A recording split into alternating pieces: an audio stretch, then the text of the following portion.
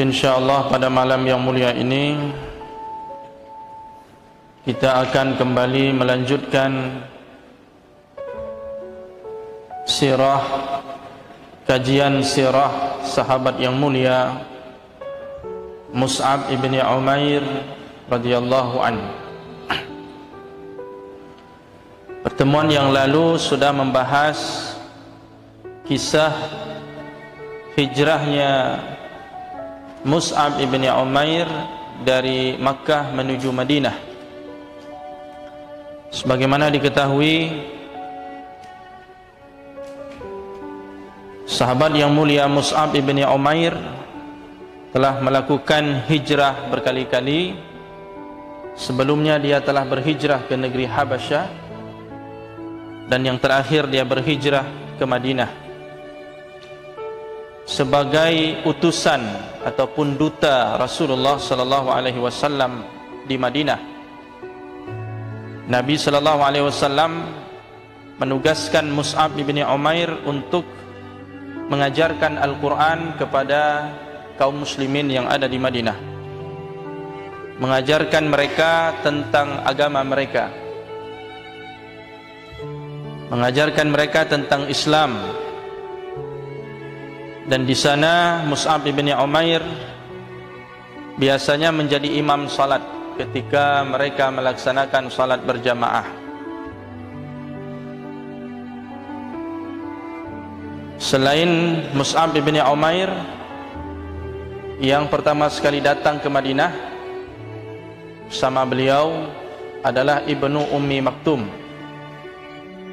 Kemudian datang setelahnya Ammar ibnu Yasir dan Bilal ibnu Rabah. Inilah di antara beberapa sahabat Rasulullah yang lebih dahulu datang ke Madinah sebelum Nabi sallallahu alaihi wasallam berangkat menuju Madinah.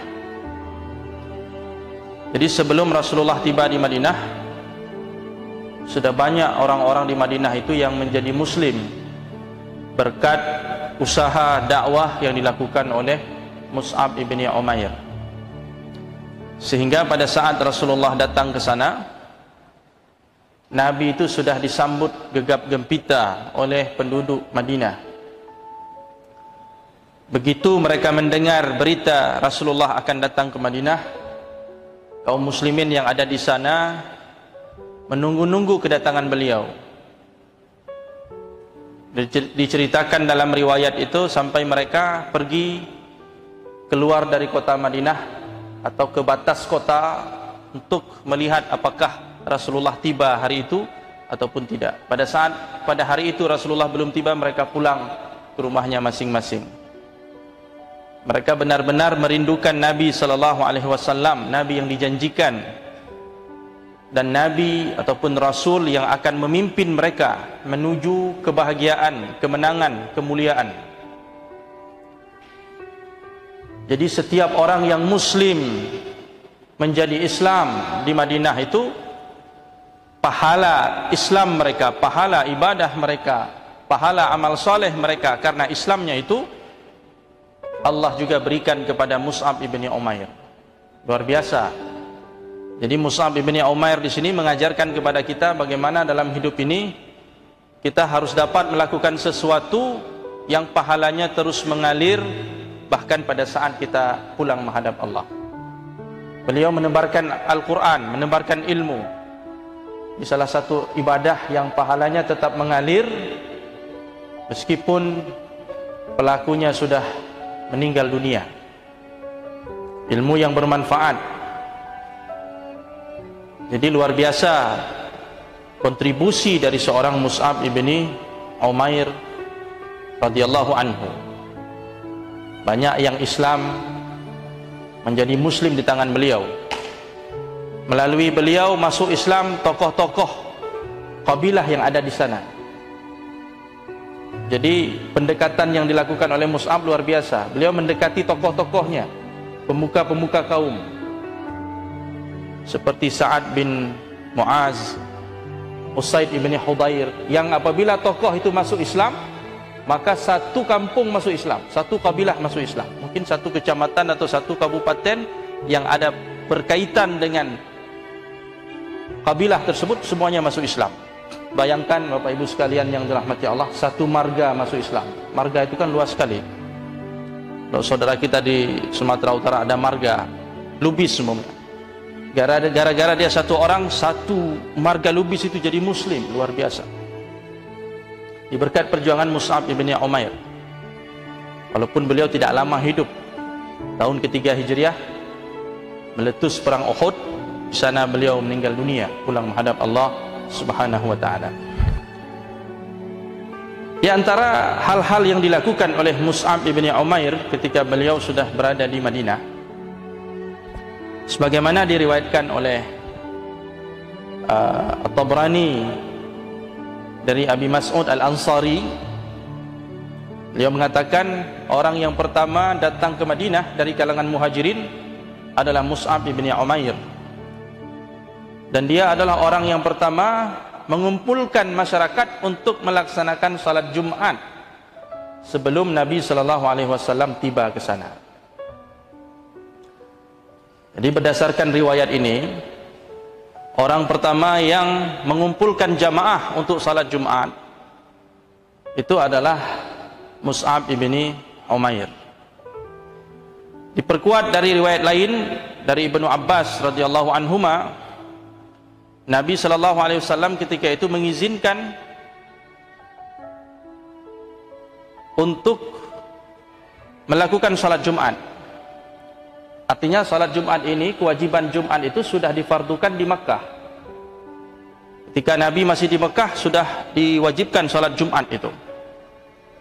Tidak lama berselang setelah salat 5 waktu difardukan salat Jumat. Tapi Rasulullah tidak bisa melakukannya di Mekah, karena Mekah itu masih didominasi oleh orang-orang musyrikin. Biasanya Jumat itu hanya bisa dilakukan di tempat yang kondusif, di mana umat Islam bisa memperlihatkan syiar agama mereka. Dan di Mekah itu tidak mungkin dilakukan.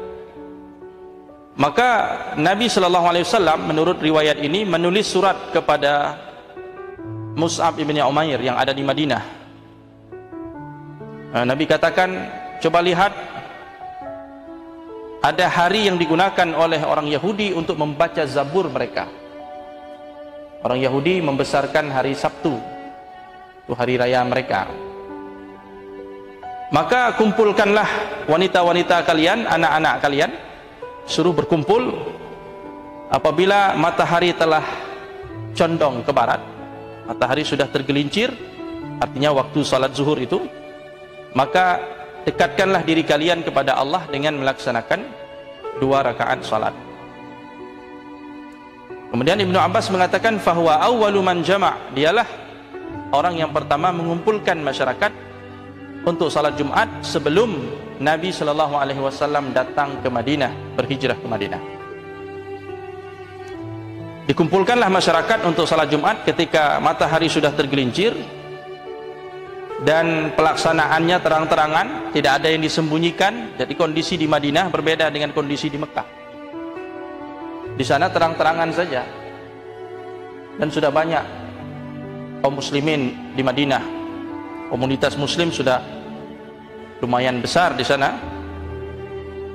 Dan itu dilakukan di rumah Sa'ad ibn Khaythamah. Jumlah mereka waktu itu 12 orang. Dan setelah salat Jumat mereka makan-makan, menyembelih seekor kambing. Di 12 orang makan 1 ekor kambing. Jadi berdasarkan riwayat ini, makanya ada pendapat di dalam fikih Islam, salat Jumat itu sah kalau dilakukan 12 orang. Jumlah minimal salat Jumat 12 orang berdasarkan riwayat ini. Walaupun para ulama kemudian menilai hadis ini dhaif, lemah. Ada riwayat lain, ya, ada riwayat lain dari Abdurrahman ibni Ka'ab ibni Malik. Ka'ab bin Malik ini sahabat Rasulullah, punya anak namanya Abdurrahman. Abdurrahman ini sering mengantarkan orang tuanya ke masjid, memapah orang tuanya untuk ke masjid. Karena Ka'ab bin Malik ketika sudah tua, dia tidak bisa lagi melihat, dipapah, dipandu oleh putranya. Abdurrahman mengatakan, ayahku apabila pergi ke masjid untuk salat Jumat, ketika dia mendengar azan, ayahku senantiasa beristighfar untuk Abu Umamah. Abu Umamah ini nama aslinya As'ad ibni Zurarah. Jadi ada pendapat mengatakan orang pertama sekali yang melaksanakan Jumat di Madinah itu adalah As'ad bin Zurarah, bukan Mus'ab bin Umair, tapi As'ad bin Zurarah. Berdasarkan riwayat ini, riwayat yang pertama tadi Mus'ab bin Umair, berdasarkan riwayat ini As'ad ibni Zurarah. Jadi ayahku setiap kali mendengar azan Jumat, beliau beristighfar, mohon ampun untuk Abu Umamah, untuk sahabat Rasulullah yang bernama Abu Umamah atau As'ad ibni Zurarah. Kenapa? Karena dialah orang yang pertama sekali melaksanakan salat Jumat di Madinah, di sebuah tempat yang bernama Naqi'ul Khadamat, dan jumlah kaum muslimin ketika itu 40 orang.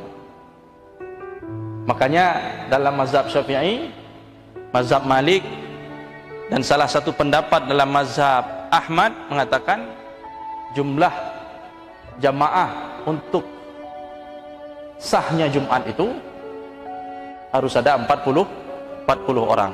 Mungkin dari sana sumbernya. Dan riwayat ini dinyatakan hasan oleh Ibnu Hajar, jadi hadisnya kuat. Dinyatakan hasan oleh Ibnu Hajar, diriwayatkan oleh Abu Daud dan lain-lain. Namun para ulama kemudian mengumpulkan antara dua riwayat ini. Kalau memang hadis yang pertama tadi sahih atau kuat, setidaknya hasan, maka tidak ada pertentangan di antara riwayat yang mengatakan orang pertama yang melaksanakan Jumat Mus'ab bin Umair dengan riwayat yang mengatakan As'ad bin Zurarah orang pertama yang melaksanakan Jumat. Karena kenapa tidak bertentangan? Karena ketika salat Jumat itu dilakukan, yang menjadi imam itu adalah Mus'ab bin Umair. Imamnya Mus'ab bin Umair tetap, itu tidak dipungkiri. Bahkan dalam pelaksanaan salat-salat 5 waktu pun Mus'ab bin Umair menjadi imam. Bagi yang mengatakan orang pertama yang melaksanakan Jumat adalah Mus'ab bin Umair karena melihat siapa imamnya. Oh, imamnya Mus'ab bin Umair, maka dialah orang yang pertama yang melaksanakan Jumat. Bagi yang mengatakan orang pertama yang melaksanakan Jumat adalah As'ad bin Zurarah, itu melihat kepada posisi As'ad bin Zurarah ketika itu sebagai pemuka kaum. Dialah yang memfasilitasi terlaksananya ibadah Jumat itu. Jadi antara dua, ketika Jumat dilaksanakan besok hari Jumat, yang jadi imam siapa? Ustadz kita, Ustadz Zakaria umpamanya. Tapi yang penanggung jawab dari kegiatan itu semua Imam Ci. Jadi dilihat ketika itu yang punya inisiatif mengumpulkan orang-orang waktu itu adalah As'ad bin Zurarah, karena dia sebagai pemuka kaum yang ucapannya itu didengar oleh masyarakat, dia yang mengajak. Makanya dia dianggap orang yang pertama sekali menyelenggarakan Jumat. Bagi yang melihat imamnya siapa, mengatakan yang pertama sekali menyelenggarakan Jumat adalah Mus'ab, karena dia sebagai imamnya. Jadi kedua riwayat ini, kalaupun keduanya sahih, sama-sama kuat, maka tidak ada pertentangan. Boleh Anda Bapak Ibu sekalian meyakini ataupun mengatakan Mus'ab ibni Umair, Bapak Ibu juga boleh mengatakan As'ad ibni Zurarah. Jadi masalah jumlah juga ini punya berbagai macam pandangan. Tadi sudah kami sampaikan yang 40 itu, yang syaratnya harus 40 orang itu mazhab Malik, Imam Malik, Imam Syafi'i, dan satu riwayat pendapat dari Imam Ahmad. Ada yang bilang 12 tadi ya, berdasarkan riwayat tadi. Ada yang bilang 12 orang minimal. Itu pendapatnya Rabi'ah, gurunya Imam Malik. Kemudian ada yang mengatakan cukup 4 orang. Jadi kalau ada 4 orang saja sudah bisa melaksanakan Jumat. Ini pendapatnya Abu Hanifah, mazhab Hanafi. Bahkan ada yang berpendapat 3 orang sudah cukup. 3 orang pun cukup. Ada 3 orang bisa dilaksanakan Jumat. Ini pendapatnya Auza'i. Dan ini salah satu riwayat atau pendapat dari Imam Ahmad. Ada 2 pendapat dari beliau. Dan inilah pendapat yang dipilih oleh Syekhul Islam Ibn Taimiyah. 3 sudah cukup untuk terlaksananya sebuah ibadah Jumat. Tapi alhamdulillah di masjid kita Tidak pernah ada kejadian 3 orang, 12 saja tidak pernah. 40 lebih bahkan, ya. Nah, jadi ini terpulang kepada masalah khilafiyah, perbedaan pendapat para ulama di dalam mengambil satu kesimpulan hukum berdasarkan nas, berdasarkan riwayat-riwayat yang ada. Meskipun jumlah yang terjadi pada saat itu tidak bisa sepenuhnya dijadikan sebagai dalil. Hanya gara-gara waktu itu 40 orang lantas dibuatlah syarat harus 40 orang. Tidak semata-mata demikian. Karena itu adalah kejadian yang mungkin terjadi secara kebetulan. Kebetulan yang hadir waktu itu 40 orang. Kalau seandainya yang hadir 50 orang, mungkin akan ada pendapat minimal 50 orang dan sebagainya. Kaum muslimin yang dirahmati Allah Subhanahu wa ta'ala. Jadi ibadah salat Jumat itu sudah dilaksanakan oleh kaum muslimin sebelum Nabi tiba di kota Madinah. Siapa yang menginisiasi ini semua? Salah satunya adalah Mus'ab ibn Umair. Dialah menjadi pelopor di dalam pelaksanaan ini setelah mendapatkan izin tentunya dari Nabi sallallahu alaihi wasallam. Jadi sebenarnya Jumat ini kalau zaman jahiliyah itu disebut dengan Yaumul Arubah, nama lain dari hari Jumat, Yaumul Arubah. Arubah itu artinya rahmah, hari rahmat. Dan sebenarnya orang-orang Quraisy sejak zaman dahulu sudah berkumpul pada hari itu, hari Arubah itu, hari Jumat. Mereka berkumpul mendengarkan nasihat, pesan-pesan. Mungkin layaknya seperti kita, walaupun mungkin tidak ada salat dan sebagainya seperti yang kita laksanakan. Setidaknya mereka sudah berkumpul pada hari itu, mendengarkan nasihat-nasihat, pesan-pesan. Salah seorang kakek Rasulullah yang kesekian, saya lupa namanya, dialah yang pertama sekali mengumpulkan orang pada hari Jumat itu. Namun waktu itu namanya bukan Jumat, Yaumul Arubah. Siapa yang memberi nama Jumat? Ketika kaum muslimin, ketika Islam datang, Rasulullah sudah menyampaikan Islam, sudah ada kaum muslimin, maka hari itu diganti dengan nama lain yaitu Yaumul Jumu'ah. Al-Jumu'ah itu tidak terlepas dari akar katanya jamaah atau ijtima' yang artinya berkumpul. Karena memang sesuai dengan namanya, sesuai dengan kegiatan yang dilaksanakan pada hari itu, di mana kaum muslimin berkumpul melaksanakan ibadah kepada Allah Subhanahu wa ta'ala.